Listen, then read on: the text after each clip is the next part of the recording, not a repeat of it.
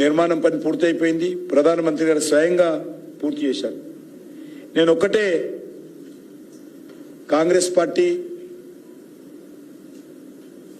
జాతీయ నాయకత్వాన్ని, కాంగ్రెస్ పార్టీ ముఖ్యమంత్రిని ప్రశ్నిస్తా ఉన్నాను.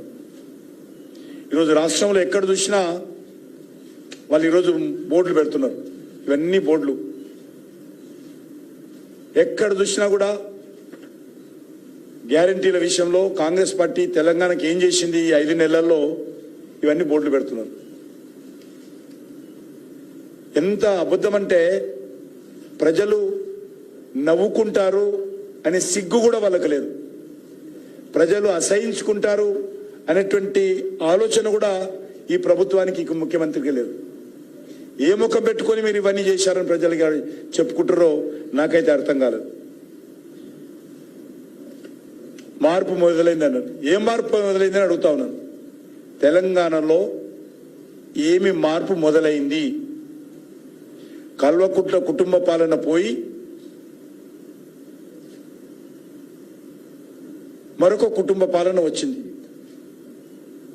సోనియా గాంధీ కుటుంబ పాలన వచ్చింది. అది ఒక కుటుంబ పాలన పోయి ఇంకో కుటుంబ పాలన రావడం మార్పు అని అడుగుతా ఉన్నాను. అప్పుడు కేసీఆర్ హామీలు ఇచ్చి మసిబూసి మారడకాయ చేసేవారు. ఇప్పుడు రేవంత్ రెడ్డి హామీలు ఇచ్చి గాడిద గుడ్డిస్తున్నాడు ప్రజలకు.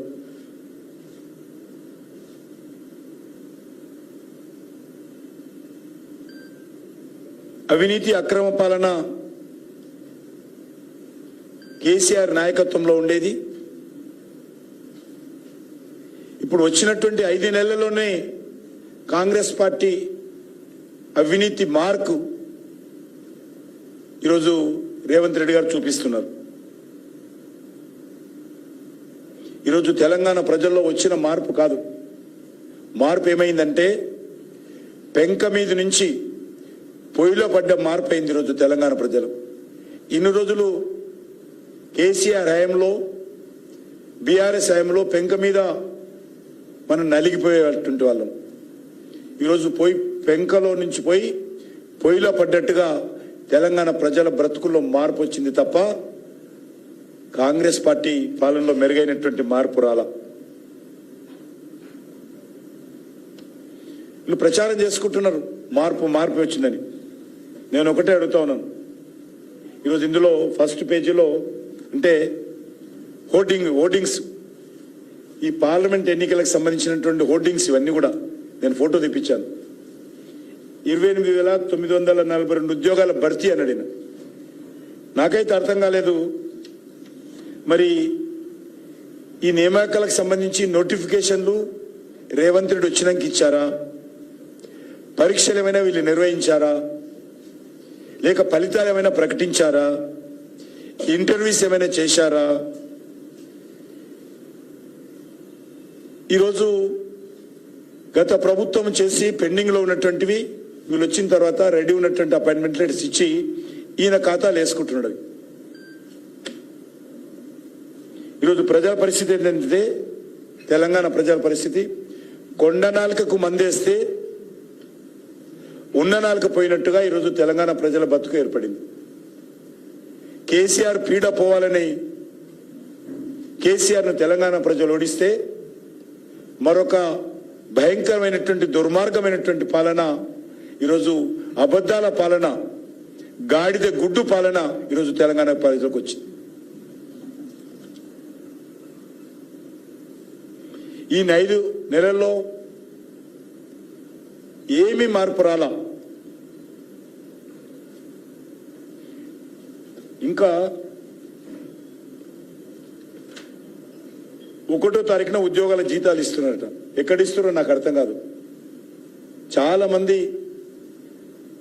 ఉద్యోగస్తులు ఈరోజు ఆందోళన చేస్తూ ఉంటే జీతాలు రావటం లేదని అడ్వర్టైజ్మెంట్లో మాత్రము 1వ తారీఖు ఇస్తుందని చెప్పుకుంటున్నాడు.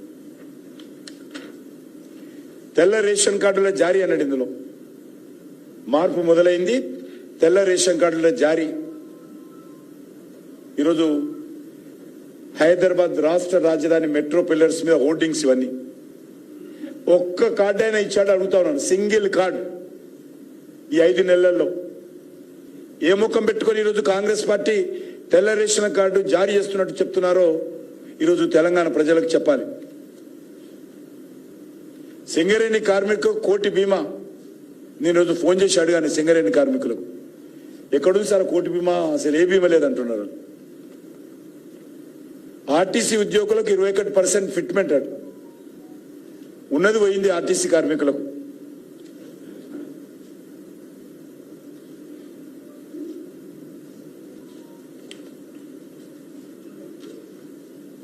మహిళా సంఘాలకు వడ్డీ లేని రుణాలు ఏ ఒక్క సంఘానికైనా ఇచ్చారు అడుగుతాను. ఇప్పటికైనా ఒక్క సంఘానికి పోని. ఎట్లా మీరు ఇంత భయంకరంగా హోర్డింగ్స్ పెట్టుకుంటారు? మహిళలకు 10 లక్షల ప్రమాద బీమా ఎవరికైనా ఇప్పటికైనా ఆ బీమా సంబంధించినటువంటి సర్టిఫికెట్ ఇచ్చారా?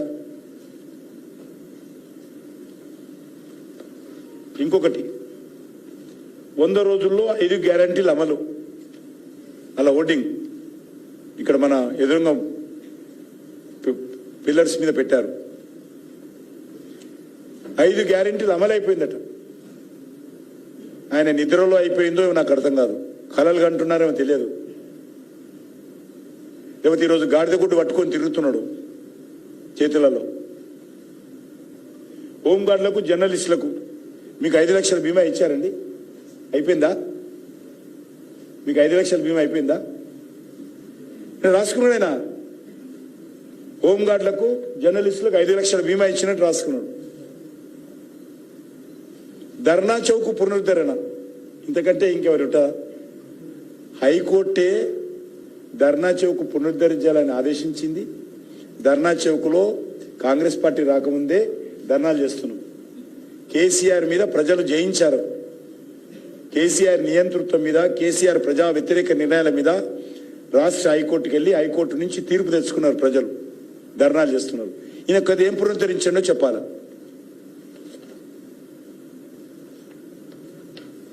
హైదరాబాద్ అభివృద్ధి రాష్ట్రంలో 58,000 కోట్లతో మూసి అభివృద్ధి ఎక్కడ జరిగిందో 58 కోట్లైనా 58 పైసలు కూడా ఖర్చు పెట్టలేదు.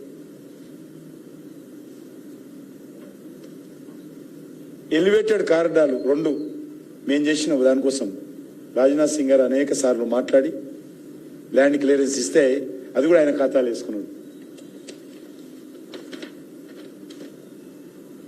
దావోస్ నుంచి 40,232 కోట్ల రూపాయల పెట్టుబడి వచ్చిందట.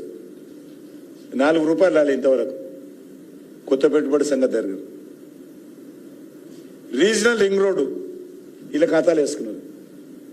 రీజనల్ రింగ్ రోడ్డు కర్త కర్మ క్రియా తెలంగాణ బీజేపీ. వీళ్ళ రాకముందే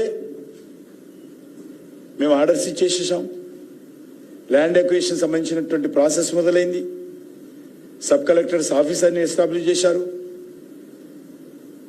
ల్యాండ్ అక్విజిషన్ సంబంధించి పూర్తిగా సర్వే కూడా చేశాము. రీజనల్ రింగ్ రోడ్ వీళ్ళకి ఎట్లా వేసుకుంటారో వీళ్ళ ముఖానికి నాకు అర్థం కాదు. ఇంత అన్యాయంగా కాంగ్రెస్ పార్టీ ప్రభుత్వం వివరిస్తుంది.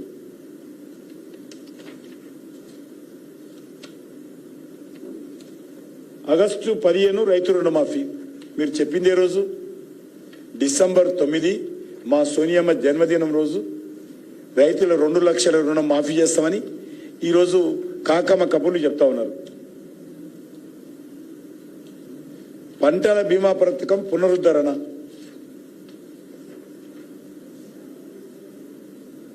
ఇంకొకటి ఎన్టీపీసీ రామగుండం 2వ యూనిట్. ఇందులో వాళ్ళది ఏం లేదు. ఇందులో ఇప్పటికే కేంద్ర ప్రభుత్వము నరేంద్ర మోడీ గారు స్వయంగా 800 మెగావాట్లు 800 మెగావాట్లు ఆయననే వచ్చి ఆయననే దాన్ని జాతికి అంకితం చేయడం జరిగింది. మళ్ళీ ఇందులో